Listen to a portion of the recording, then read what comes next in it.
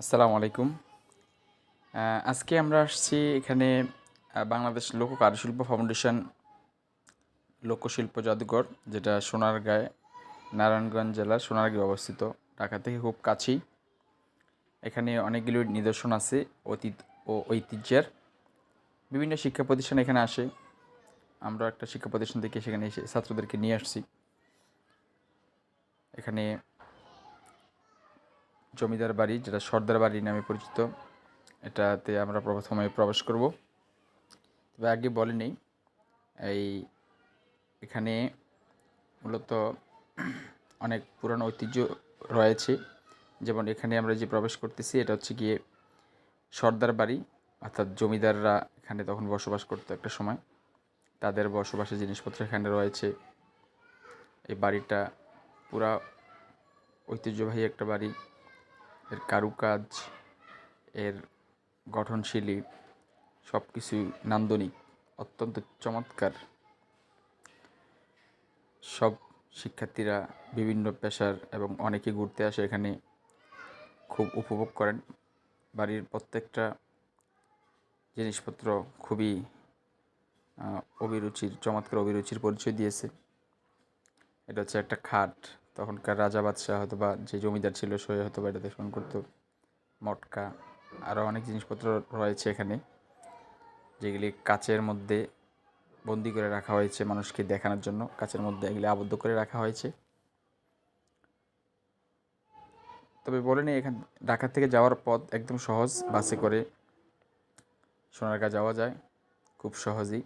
ওখানে অটো আছে, সিএনজি আছে। যাওয়ার পথ একদম সহজ।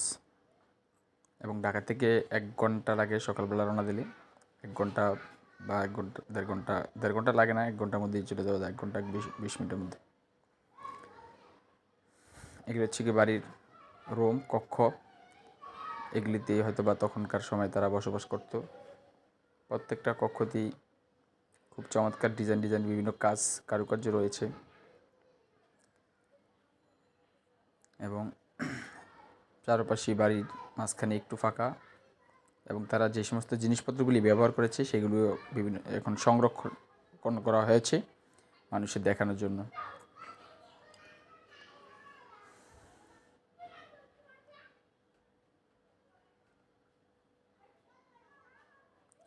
এটা হচ্ছে বাড়ির পাশে একটা পুকুর, বিশাল। তখনকার সময়ে পানির জন্য একমাত্র অবলম্বন ছিল পুকুর অথবা বৃষ্টির পানি জমিয়ে রেখে ব্যবহার করা। তখনকার সময়ে পানি ট্যাঙ্ক এসব ছিল। এটা বাড়ির বারান্দা, চারপাশে বারান্দা রয়েছে চমৎকার। এর পাশেই চমৎকার কিছু ফাঁকা জায়গা, যেখানে জমিদারের অভিরুচি পাওয়া গেছে, যেখানে তারা চমৎকার পথ রেখেছেন পাশের বিল্ডিংয়ের এক জায়গা থেকে আরেক জায়গায় যেতে। এবং পুকুরের গাটলাগুলি সিঁড়ি দিয়ে এত সুন্দর মতো করেছে, বসার মতো চমৎকার, আড্ডা দেওয়ার মতো চমৎকার জায়গা। ধারণা করা হচ্ছে তাদের হয়তো বা গোসলের আগে তারা এখানে আড্ডা মারত। এরপরে আমরা গিয়েছি লোক কারুশিল্প জাদুঘর। এটা শিল্পাচার্য জয়নুল আবেদিন কর্তৃক প্রতিষ্ঠিত হয়েছে। এবং এখানে অনেক সুন্দর সুন্দর দেশের বিভিন্ন প্রান্তের অনেক জিনিসপত্র রাখা হয়েছে, সংরক্ষণ করা হয়েছে।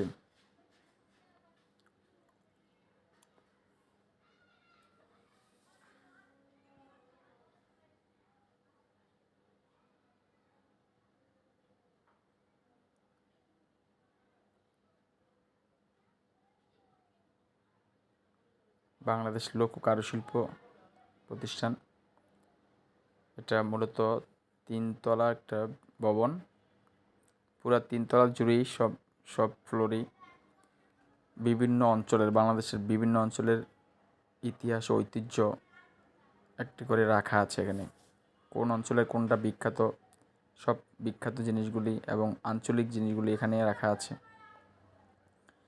এখান থেকে মূলত বিভিন্ন মানুষের, বিভিন্ন অঞ্চলের মানুষের অভিরুচি, তাদের বিভিন্ন চলার ধরন, লাইফ এইসব জিনিসপত্র এখানে দিয়ে আছে।